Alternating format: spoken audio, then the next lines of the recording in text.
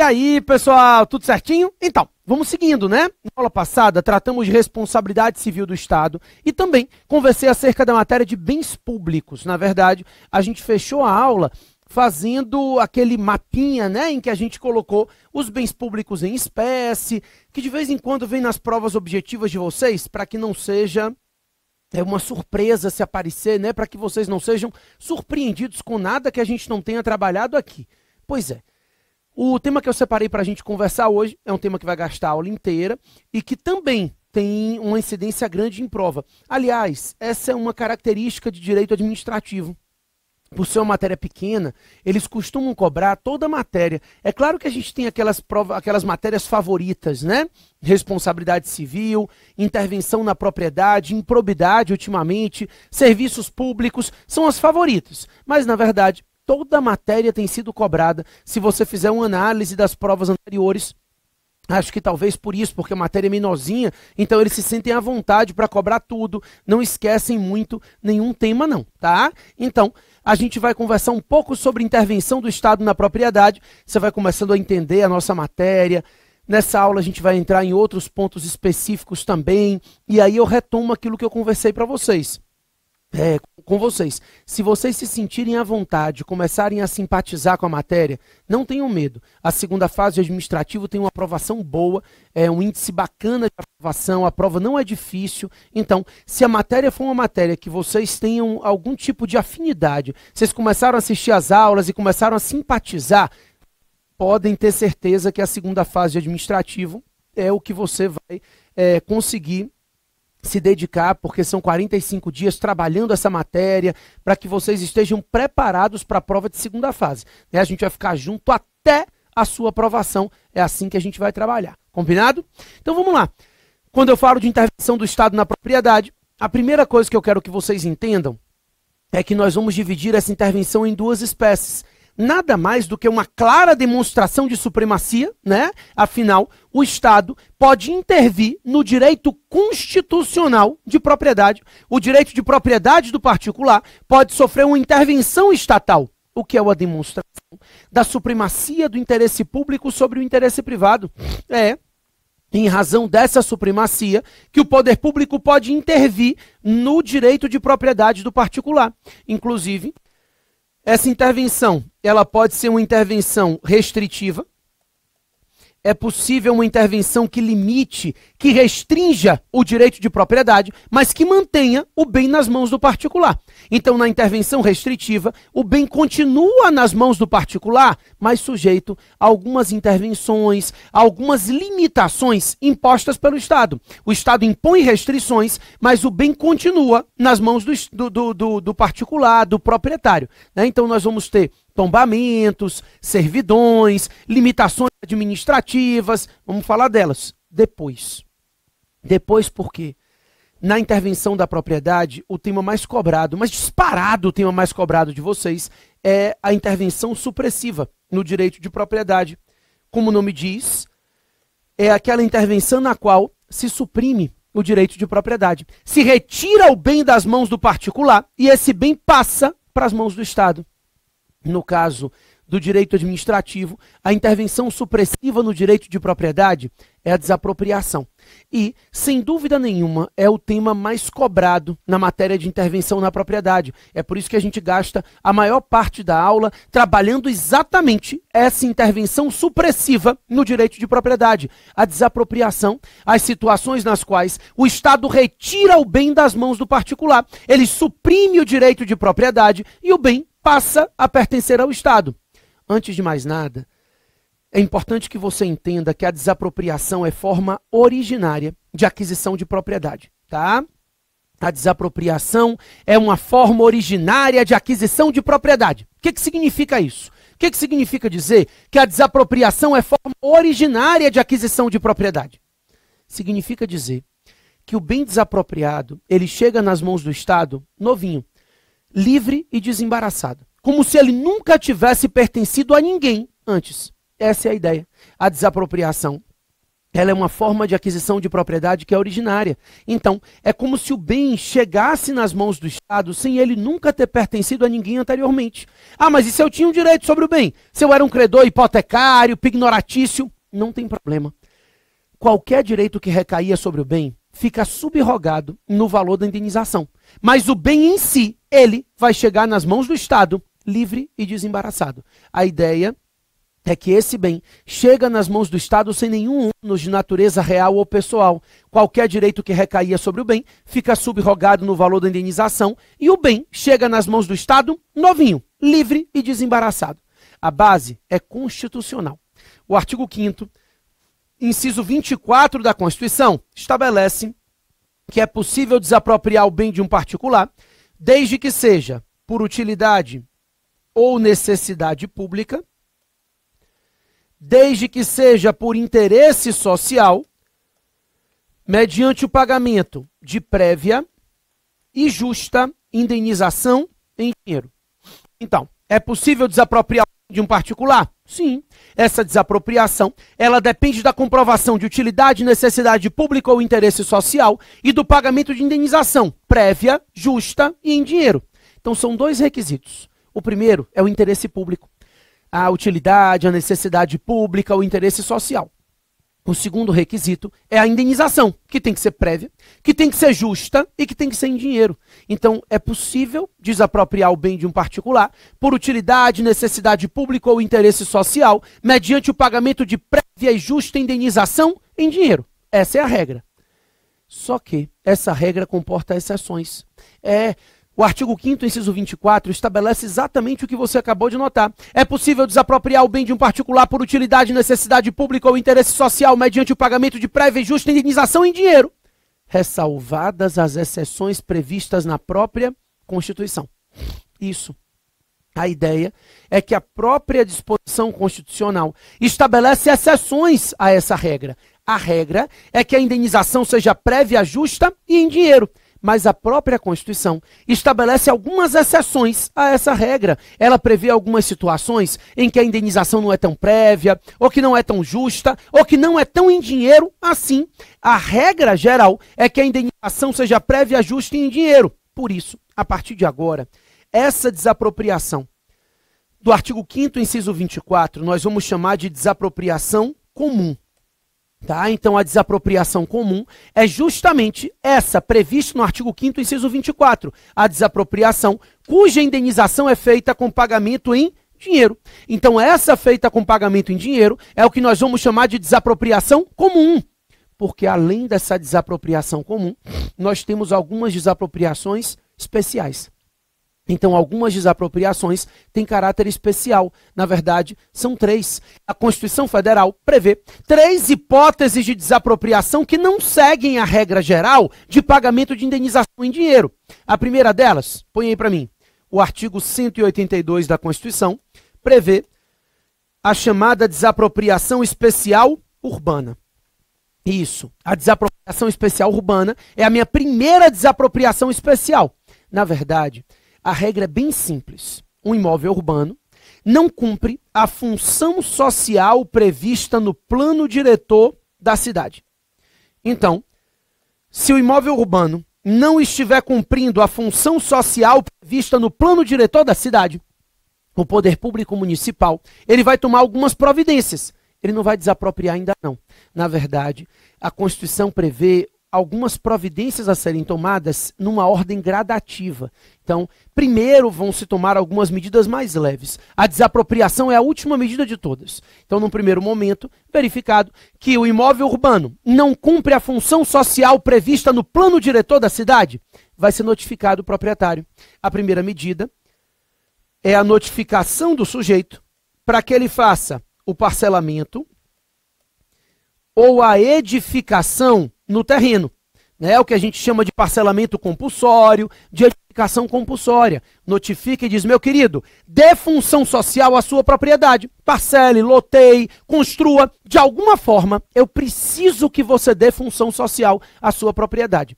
Então, ele é notificado para que ele faça o parcelamento ou edificação no terreno. é o que a gente vai chamar de parcelamento compulsório, de edificação compulsória. A notificação é encaminhada, exigindo que ele, de alguma forma, dê função social à propriedade dele, parcelando, construindo, dando função social a essa propriedade. Decoreba de prova objetiva? Anota aí. Depois de notificado, ele tem 1 ano para apresentar o projeto. E depois de apresentar um projeto, ele tem 2 anos para dar início às obras, tá? Então, isso aqui é o decoreba. A regra é, ele é notificado. Depois de notificado, ele tem 1 ano para apresentar um projeto. E depois que ele apresentar esse projeto, ele tem 2 anos para dar início às obras, tá? Esse é o raciocínio. Ele é notificado. Da notificação, em no máximo 1 ano, ele tem que apresentar um projeto. E da apresentação do projeto, ele tem mais 2 anos para dar início às obras, tá? Então, não está cumprindo a função social prevista no plano diretor da cidade, ele tem 1 ano para apresentar um projeto, e depois de apresentado o projeto, são mais 2 para que ele inicie as obras. Se ele não fez nada disso, o poder público parte para a segunda medida. A segunda medida é a incidência do IPTU com alíquota progressiva no tempo. Então, é o IPTU progressivo.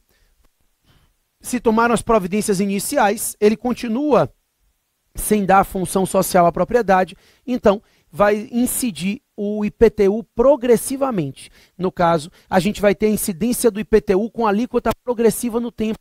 É o aumento do IPTU progressivamente. Ano a ano, vai se aumentando a alíquota do IPTU como forma de coerção, né? A Josi vai chegar aqui e vai te ensinar isso com o nome de extrafiscalidade. A intenção do tributo aqui não é arrecadar, a intenção do tributo é exigir que o sujeito dê função social à propriedade, é coagir ele a dar função social à propriedade. Esse IPTU progressivo no tempo será feito por até 5 anos e a alíquota pode chegar até 15%. O valor venal do imóvel, a base de cálculo, isso não muda. O que muda é a alíquota.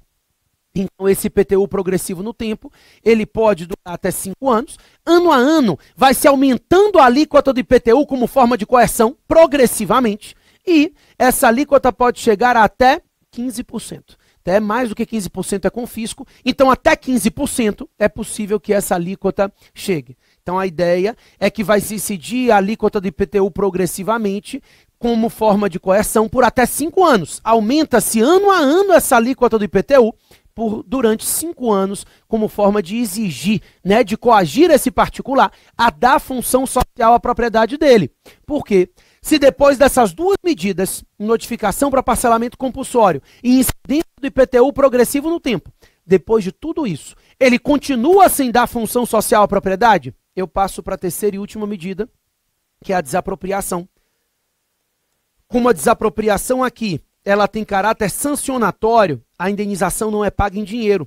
A indenização é paga em títulos da dívida pública resgatáveis em até 10 anos.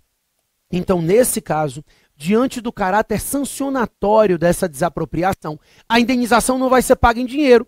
A indenização é paga em títulos da dívida pública resgatáveis em até 10 anos. Então, a gente vai ter um aumento da alíquota do IPTU, nada resolveu, a desapropriação tem caráter de sanção.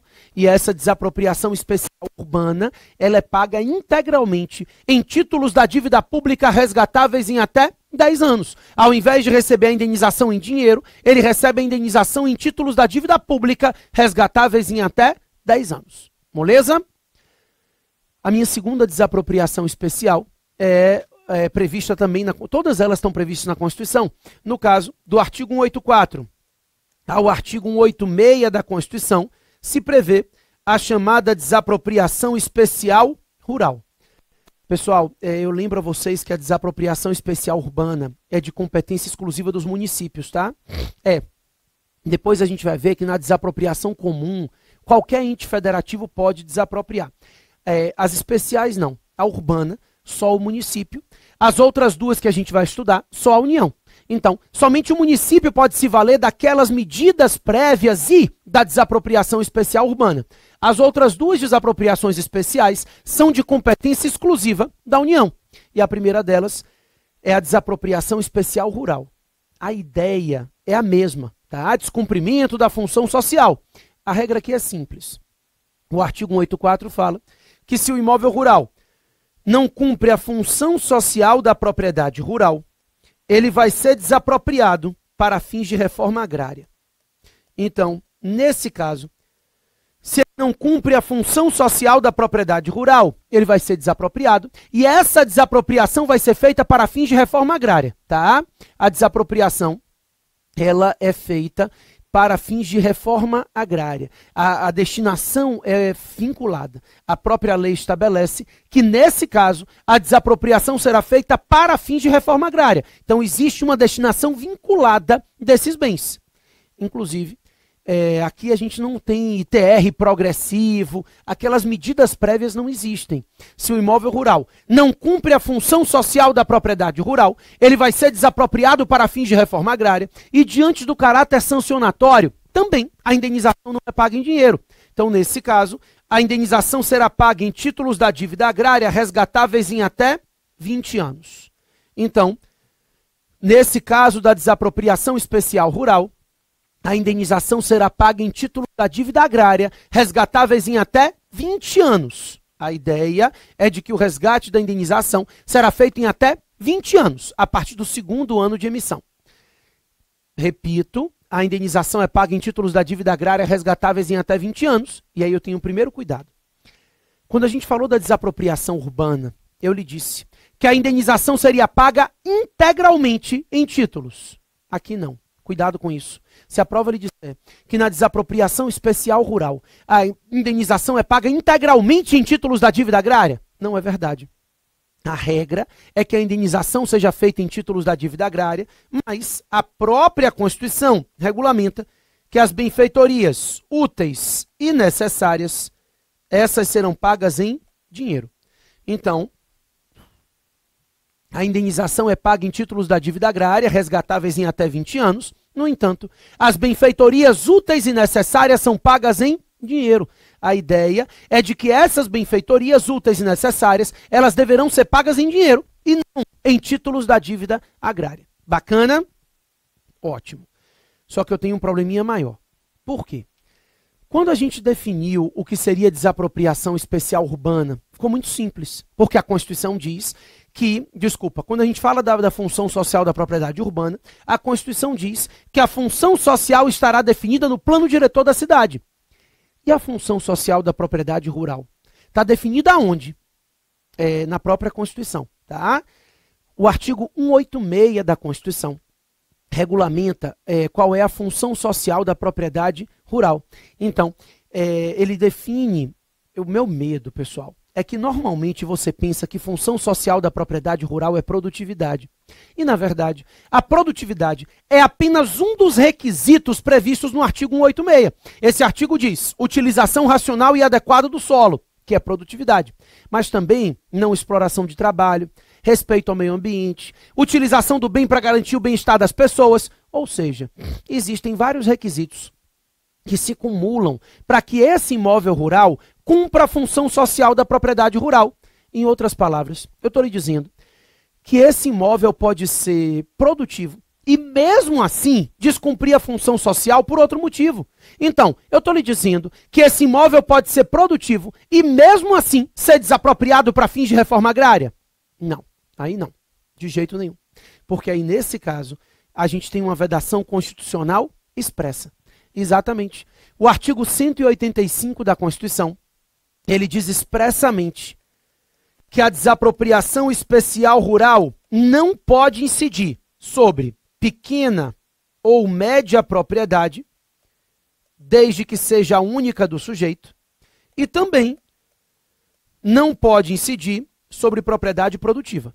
Então, essa desapropriação especial rural, essa com pagamento em títulos da dívida agrária, resgatáveis em até 20 anos, ela não incide sobre pequena e média propriedade que seja única do sujeito, e ela não incide sobre propriedade produtiva. E os requisitos não são cumulativos, não. Ela não incide nem sobre pequena e média propriedade que seja única do sujeito, e nem sobre propriedade produtiva. Nesses casos, é vedada a incidência da desapropriação especial rural.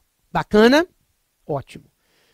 A minha última desapropriação é a desapropriação com fisco, Então, além da desapropriação especial urbana e da desapropriação especial rural, a minha última desapropriação especial, né, está regulamentada no artigo 243 da Constituição.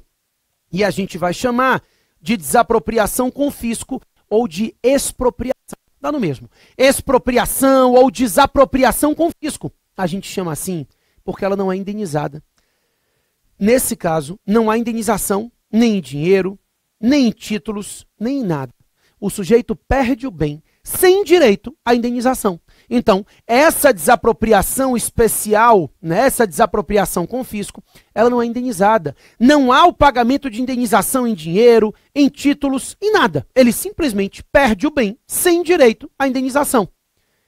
A desapropriação com fisco, pessoal, ela acontece hoje em 3 hipóteses, tá? 2 para imóveis e 1 para móveis. O artigo 243 estabelece que serão expropriados, sem direito à indenização, os bens imóveis utilizados para a plantação de psicotrópicos ilícitos e os bens móveis utilizados para exploração de trabalho escravo na forma da lei. Repito, de acordo com a Constituição Federal, serão expropriados sem direito à indenização os bens imóveis utilizados para a plantação de psicotrópicos ilícitos e os bens imóveis utilizados para exploração de trabalho escravo na forma da lei. E os bens imóveis urbanos ou rurais, não faz diferença. Utilizado para a plantação de psicotrópicos ou para exploração de trabalho escravo na forma da lei, serão expropriados sem direito à indenização. E a destinação também é vinculada. A Constituição regulamenta que esses bens serão destinados para fins de reforma agrária ou para programas de habitação popular. Então, nesse caso, serão expropriados os bens imóveis urbanos ou rurais utilizados para a plantação de psicotrópicos ilícitos e para exploração de trabalho escravo na forma da lei, e eles serão destinados para fins de reforma agrária ou para programas de habitação popular, tá? Também serão expropriados sem direito à indenização os bens móveis utilizados para o tráfico de drogas. Então, os bens móveis utilizados para o tráfico de drogas também serão expropriados sem direito à indenização. E esses serão destinados necessariamente a um fundo especial de combate ao tráfico ou de recuperação de viciados, tá?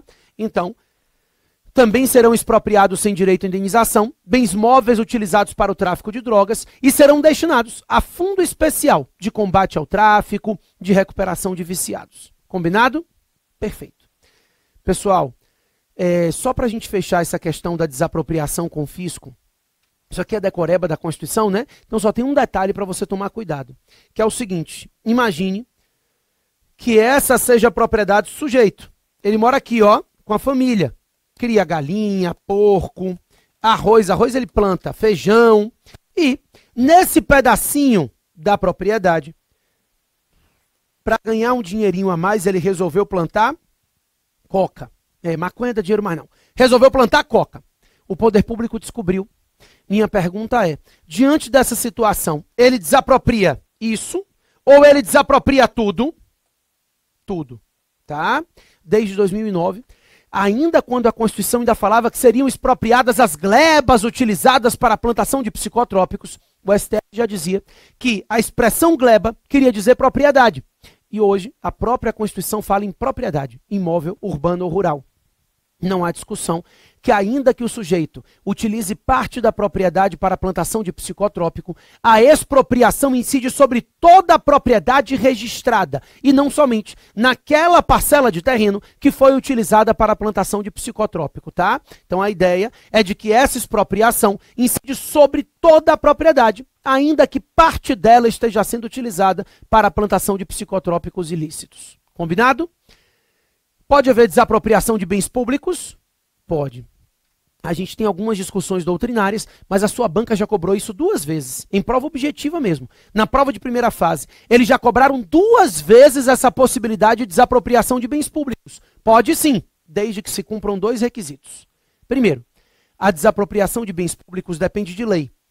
Tem que ter lei específica autorizando essa desapropriação do bem público. Tá? Então, para que haja desapropriação de bens públicos, precisa haver autorização legislativa. A lei, especificamente, deve permitir essa desapropriação incidente sobre bens públicos. Primeiro ponto. Segundo, a desapropriação tem que respeitar a chamada hierarquia federativa. Ou seja, o ente de maior abrangência, ele pode desapropriar o bem pertencente a uma entidade de menor abrangência. O contrário, não. Então, a União, ela pode desapropriar bens dos estados e ela pode desapropriar bem do município. O estado também pode desapropriar bem do município. O contrário, nem pensar, tá? Então, o ente de maior abrangência pode desapropriar um bem pertencente ao ente de menor abrangência, desde que haja previsão em lei. Havendo previsão legal, é possível essa desapropriação de bens públicos sempre do ente maior, incidente sobre o bem pertencente à entidade menor. Tá? Isso cai em prova, já caiu umas 2 vezes. Eles colocam um caso concreto. A União, para construir tal ponto, terá que desapropriar um bem do Estado? Pode, desde que haja autorização legislativa. Ok? E aí vamos para o procedimento expropriatório, né? Porque você está dizendo, gente, hoje desapropriação é facílimo, né? Nossa, eu estou mais esperto do que eu pensava. Não está, não. Você está no seu mesmo nível de inteligência, nem mais nem menos. Tá? Alguns mais, outros menos. Ninguém está mais do que o normal, não. Por quê? O que normalmente pega na parte de desapropriação não é esse primeiro ponto. Cai em prova esse primeiro ponto, até cai na prova de constitucional de vez em quando, tá? Então é uma matéria que cai um pouquinho em algumas situações na prova de constitucional. Não é uma vez ou outra, não, já caiu umas 3, 4 vezes, inclusive no exame passado. Caiu na prova de constitucional esses conceitos de desapropriações especiais. Mas o que eu quero que você tome mais cuidado, que é o mais cobrado para a gente aqui, é o que a gente tem que ter atenção, na prova de administrativo principalmente, obviamente, é o procedimento expropriatório. Nessa desapropriação comum, como é que funciona o procedimento expropriatório? Como é que essa ação de desapropriação, como é que esse procedimento de desapropriação transcorre, né? Como é que ele acontece? Então, para começar, é importante que você saiba que a desapropriação se divide em 2 fases. Primeiro, nós temos uma fase declaratória, em que o Estado declara a utilidade pública e interesse social sobre o bem. Depois, nós temos a fase executória, em que se paga o dinheiro e entra no bem. Então é importante, antes de mais nada, você conseguir dividir o procedimento expropriatório nessas 2 fases. Primeiro, o Estado simplesmente expede um ato geral declarando a utilidade pública ou necessidade pública ou interesse social daquele bem. Depois, a gente passa para a fase executória, em que o Estado, então, paga o dinheiro e entra no bem. Essa é a ideia, tá? Vamos por partes. A declaração, ela é feita pelos entes federativos. Quem tem competência para declarar utilidade pública ou interesse social? União, Estados, municípios e Distrito Federal. A gente sabe que nas desapropriações comuns se limita um pouco mais essa competência, né? Nas especiais. Na comum, qualquer ente federativo pode declarar utilidade pública ou interesse social, mas só eles. Existem algumas exceções, ANEEL, DENIT, para fins de prova, para sua prova objetiva e discursiva, o que quer que seja, para sua prova da OAB. A declaração de utilidade pública ou interesse social, ela só pode ser feita pelos entes federativos. Ah não, o INCRA desapropria. O INCRA executa. É uma autarquia federal. A União declara o interesse social, depois, na fase executória, a autarquia pode atuar. A declaração, a princípio, ela é feita pelos entes da federação. União, Estados, municípios e Distrito Federal têm competência para declarar a utilidade pública ou interesse social. Tá? E essa declaração pode ser feita ou por meio de decreto, famoso decreto expropriatório, ou por meio de lei, lei de efeitos concretos. Então é possível que a declaração de utilidade pública ou interesse social seja feita por meio de um decreto. É possível que essa declaração seja feita mediante lei. Então é possível que seja expedido um decreto expropriatório e é possível que seja expedida uma lei de efeitos concretos declarando a utilidade pública ou interesse social. Então, o decreto expropriatório ou a lei podem declarar uma determinada propriedade como de utilidade, necessidade pública ou interesse social. E aí eu te faço uma pergunta simples. declarada a utilidade pública ou interesse social sobre o bem. Esse bem passa para as mãos do Estado? Sim ou não? Claro que não. A declaração não enseja aquisição de propriedade. O bem só vai passar para as mãos do Estado na fase seguinte, com o pagamento da indenização. Volto para te explicar isso daqui a 1 minuto. Sai daí não.